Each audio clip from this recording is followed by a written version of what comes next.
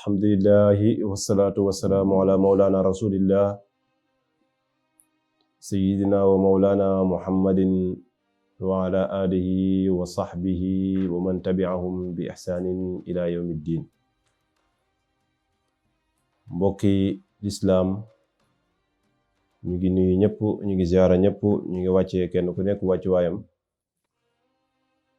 ñu ngi ñaan yàlla ñëpp di ko sàkku ci yéen, di ñëw ak yéen ci shahru ramadanul mubarak, weeru koor wi nga xam ne yàlla ko barkeel, mu nekk weer woo xam ne yun sallallahu alayhi wasallam wax na ne ala inna shahru ramadana shahru ummati, wax ne dama ne weeru koor mooy weeru suma xeet wi man yonent yàlla muhammad. kon weeru xeetu yonent yàlla muhammad xeetam seen weer moom mooy weeru koor.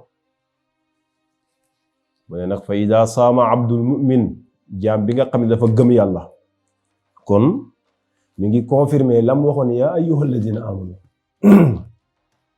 lam waxoon ne yaa ayyuhal lazina amanu, gaa yi gëm yàlla, kutiba alaykum siyam, forotaal nañ ci yéen koor. kon ba léegi mi ngi confirmer ne koor ki gëm yàlla lay jariñ. moo tax mu ne fa iza saama, saa bu wooree abdul mu'min, jaam bi nga xam ne gëm na, jaam boobu nag bu fekkee ne lam yakzib fenut, walam yaxtab te jëwut, bu fekkee ne fenut jëwut, ndeysaan lu jafe la nag, lu jafe la, ndax jamono ji garam palaas yi bari na, surtout bu weeru koor ñëwee nag dafa mel ni si la garam palaas yu yokku. ñu koy def ay dàqu koor ba tax ñépp ñii jël seeni lido, ñii indi seen yeneen xeetu fooyekaay. loolu nag lay nekkee ba ci gu weeru koor tuddee ko dàqu koor. gan kenn du ko dàq, gan gu ñëw ci yow andi la teraanga kenn du ko dàq. gis nga yooyu yëpp lislaam rafetlu ko. lislaam bëccëgu koor gi gannaaw jaamu yàlla la, jeexale ko jaamu yàlla rek. ndax dangay bàyyi lekk ngir yàlla, bàyyi naan ngir yàlla, nga bàyyi sëy ak sa soxna ngir yàlla diiru bëccëg gi yépp. kon foofu bu fa def leneen loo xam ne yàlla gërëmu ko. moo tax yonent sallallahu alayhi wasallam wax na ne koo xam ne kooram gi terwu koo def mbóosóor,